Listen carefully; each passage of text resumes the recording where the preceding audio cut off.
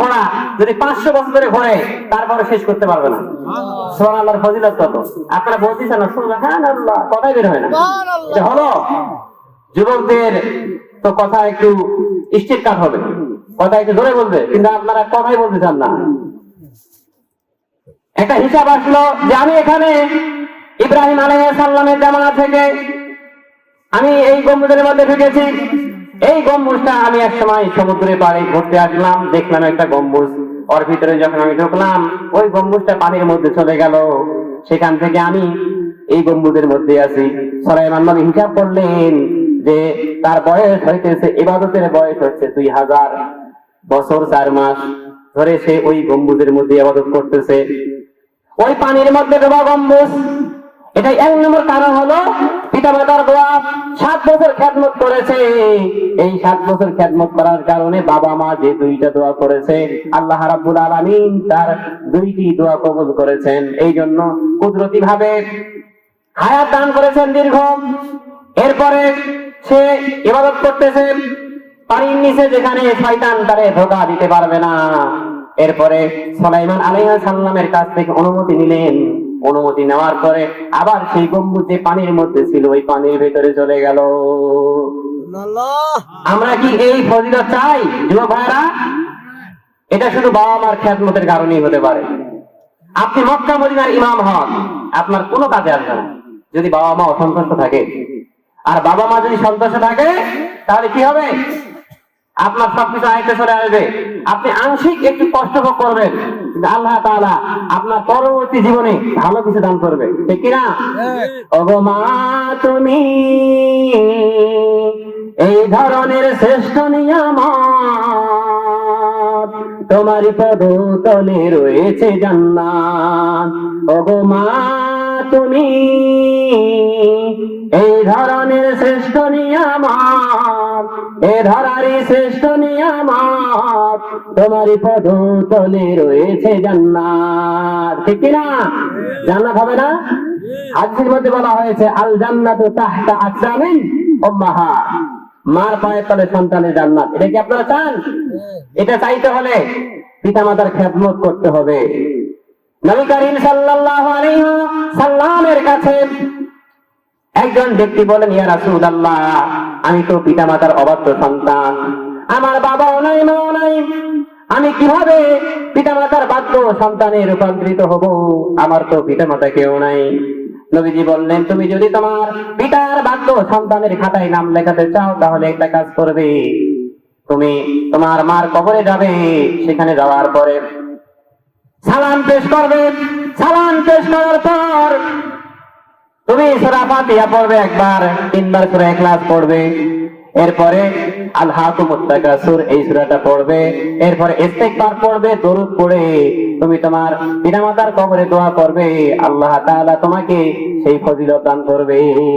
পিতামাতার বাধ্য সন্তানের খাতায় তোমার নাম লিখে দিবে। আমরা কি পারবো না? পিতামাতার কবরে গিয়ে আমরা জিয়ারত করতে পারবো না? যখন সুযোগ পাবো, কমপক্ষে সপ্তাহে 1 দিন পারবো, ঠিক না? এই জন্য আমরা বেশি বেশি কি করবো? দোয়া করবো। আপনি যদি দোয়া করেন তাহলে কি হবে? কবরবাসী আপনার উপর আনন্দিত হবে, খুশি হবে। আমরা কি চাই না যে বাবা মা কত কষ্ট করে মানুষজন করেছে, বাবা মার ঋণ কেউ শোধ করতে পারবে? এখন এমন একটা যুগ এসেছে যে বিয়ের পরেই ছেলেরা ভিন্ন হয়ে যাচ্ছে, পিতামাতার হক আদায় করে না। আরে ভাই, আজকে আপনি যুবক আছেন, কালকে আপনিও পিতা হবেন। আপনি যদি আপনার পিতামাতার খেদমত না করেন, এক সময় আপনার সন্তান আপনার খেদমত করবে না। আশরাফ আলী থানভী রহমাতুল্লাহ আলাইহি তিনি কিতাবে লিখেছেন, এক সন্তান তার বাবার গলার মধ্যে দড়ি লাগায়া টানতে টানতে মারতে মারতে নিয়ে যাচ্ছে। এক জায়গায় যাওয়ার পরে বলতেছে, বাবা আমার আর তুই সামনে নিস না, না হলে তোর কষ্ট হবে। কারণ তোর দাদাকেও আমি এই পর্যন্ত মারতে মারতে আনছিলাম, এই জন্য তুমি আমাকে এই পর্যন্ত আনছো, যদি এরও সামনে তুমি আমার নিয়ে যাও তাহলে তোমার সন্তানও তোমাকে মারতে মারতে ওই পর্যন্ত নিয়ে যাবে। বুঝতে পেরেছেন? এই জন্য আমরা কি করব?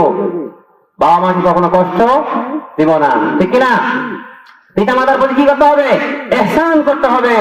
হাদিসের মধ্যে এসেছে, হাদিস হচ্ছে আপনার মুসলিম শরীফের 3872 নম্বর হাদিস, লা ইয়াদরি ওয়ালিদান, পিতামাতার ঋণ কেউ শোধ করতে পারবে না? পারবে? কেউ ঋণ শোধ করতে পারবে না।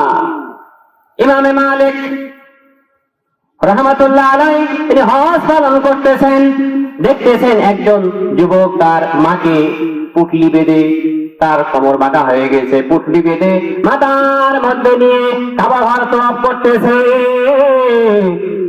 তখন ওই যুবককে জিজ্ঞাসা করা হলো, এটা তোমার কে? বললো, ওটা আমার মা। আমি যেভাবে হজ করতেছি আমার মাকে নিয়ে, আমার মার হক কি আমি আদায় করতে পেরেছি? বলো, না না, তুমি তোমার মার হক আদায় করতে পারো নাই। সুতরাং পিতামাতার হক কেউ আদায় করতে পারবে না। এই জন্য আমরা বেশি বেশি পিতামাতার খেদমত করব। আপনি যদি এখন পিতামাতার খেদমত করেন, এই খেদমতের বিনিময়ে আল্লাহ রাব্বুল আলামিন আপনাকে দুনিয়াতেও শান্তিতে রাখবে, আপনার সন্তান আপনার খেদমত করবে, মৃত্যুর পরেও আল্লাহ রাব্বুল আলামিন আপনাকে জান্নাতের ব্যবস্থা করে দেবে। সম্মানিত ভাইরা আমার, এই জন্য পিতামাতার খেদমত করতে হবে। পিতামাতার খেদমত ছাড়া কোনো উপায় নাই। পিতামাতার খেদমত ছাড়া কোনো উপায় নাই। বেশি বেশি পিতামাতার খেদমত করতে হবে। হযরতে আবু হুরায়রা রাদিয়াল্লাহু তাআলা আনহু সরকারে দো জাহান হযরত মুহাম্মদ সাল্লাল্লাহু আলাইহি ওয়াসাল্লামের দরবারে এসে কাঁদছেন। নবীজি বললেন, হে আবু হুরায়রা, তুমি কেন কাঁদতেছো? আবু হুরায়রা বললেন, ইয়া রাসূলুল্লাহ, আমার মা তো আমারে মেরেছে। তোমার মা তোমারে মারলো কেন? বলো, ইয়া রাসূলুল্লাহ, আমি যখন আপনার দরবার থেকে আমি আমার বাড়িতে গেলাম, বাড়িতে যাওয়ার পরে আমার মা আমারে বলল, হে আবু হুরায়রা, কোথায় ছিলি? আমি বললাম, মা, আমি নবী করিম সাল্লাল্লাহু আলাইহি ওয়াসাল্লামের দরবারে ছিলাম। ইয়া রাসূলুল্লাহ, আপনার কথা শোনার সঙ্গে সঙ্গে যেন আমার মায়ের গায়ে যেন আগুন লেগে গেল, সে রাগান্বিত হয়ে গেল, আমাকে মার আরম্ভ করলো। আমি বললাম, মা, আমাকে যদি মারতে মারতে তোমার বাড়ি থেকে বের করে দাও, তারপরও আমি নবীজির দরবার ছাড়বো না। আমাকে ধাক্কা দিয়ে বাড়ি থেকে বের করে দিল। এরপর নবীজি বললেন, হে আবু হুরায়রা, তুমি কি তোমার মায়ের বিরুদ্ধে আমার কাছে নালিশ করতে এসেছো? আবু হুরায়রা রাদিয়াল্লাহু তাআলা আনহু বললেন, ইয়া রাসূলুল্লাহ, আমি আমার মায়ের বিরুদ্ধে নালিশ করতে আসি নাই, আমি এসেছি যে আপনি আমার মার জন্য দোয়া করেন যেন আল্লাহ রাব্বুল আলামিন আমার মাকে হেদায়েত দান করে। নবী করিম সাল্লাল্লাহু আলাইহি সাল্লাম সঙ্গে সঙ্গে দুই হাত তুলে দোয়া করা শুরু করলেন, আল্লাহুম্মা ইহদি উম্মা আবি হুরায়রা, আল্লাহুম্মা ইহদি উম্মা আবি হুরায়রা, হে আল্লাহ, তুমি আবু হুরায়রার মাকে হেদায়েত নসিব করে দাও। এইদিকে আবু হুরায়রা দৌড়ানো আরম্ভ করলো। আমি আগে দৌড়ে বাড়িতে গিয়ে পৌঁছে যেতে পারি না আমার আগে আমার নবীর দোয়া বাড়িতে পৌঁছে যায়? এভাবে দৌড়ানো আরম্ভ করলো। পেছন থেকে সাহাবী জামা টেনে ধরলো। আবু হুরায়রা বলল, আমার জামা ছেড়ে দাও, আমাকে যেতে দাও। আমি আগে দৌড়ে বাড়িতে গিয়ে পৌঁছি না আমার নবীর দোয়া আমার আগে বাড়িতে পৌঁছে গেল। আবু হুরায়রা রাদিয়াল্লাহু তাআলা আনহু বলেন, আমি দৌড়ে বাড়িতে গেলাম। বাড়িতে যাওয়ার পরে যখন আমি পলায়ন করলাম, আমার মা ভিতর থেকে বলল, কে? আমি বললাম, মা, আমি হলাম তোমার আবু হুরায়রা, দরজা তুমি এখন খুলে দাও। মা সুন্দর হয়ে বলল, বাবা আবু হুরায়রা, তুই একটু দাঁড়া, আমি দরজা খুলছি। আবু হুরায়রা রাদিয়াল্লাহু তাআলা আনহু বললেন যে, এখন জানি আমার মনে হলো যে নবীজির নিক্ষিপ্ত তীর তার নিশানায় পৌঁছে গেল। এরপরে যখন দরজা খুললেন, দেখতেছেন যে তার মার চুল থেকে টিপ টিপ করে পানি পড়তেছে। মা সঙ্গে সঙ্গে বলতেছে, বাবা, তোমাকে মারার পরে আমি অনুতপ্ত হয়েছি, আমি তো ভুল করে ফেলেছি। বাবা, আমি ভুল করে ফেলেছি, আমাকে নিয়ে চলো মুহাম্মাদুর রাসূলুল্লাহ সাল্লাল্লাহু আলাইহি ওয়াসাল্লামের দরবারে। সঙ্গে সঙ্গে মা এসে কালেমা পড়ে ইসলাম ধর্ম গ্রহণ করে নিলেন। আবু হুরায়রা এখন বর্তমান জামানার সন্তানরা হলে কি করবে? মা যদি সন্তানকে মারে, বর্তমান যে পরিস্থিতি, সন্তানও মাকে মারবে। কিন্তু সাহাবী আবু হুরায়রাকে মারার পরও তিনি কিছু করলেন না। এটাই হলো ইহসান, ভালোবাসা। মা আপনাকে যাই করুক, আপনি মার বিরুদ্ধে অ্যাকশন নিতে গেলে আপনি আপনার কপাল আপনি পুড়ে ফেলবেন।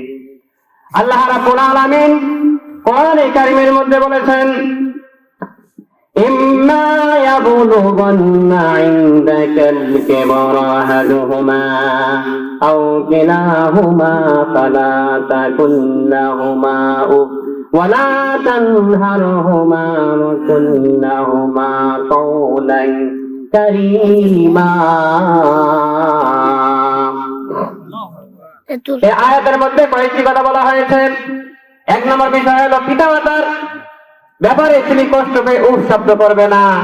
আরেকটা বিষয় বলা হয়েছে যে কখনো পিতামাতাকে কি করবে না, ধমক দিবে না। আমাদের সমাজে ধমক দেওয়া আছে কিনা?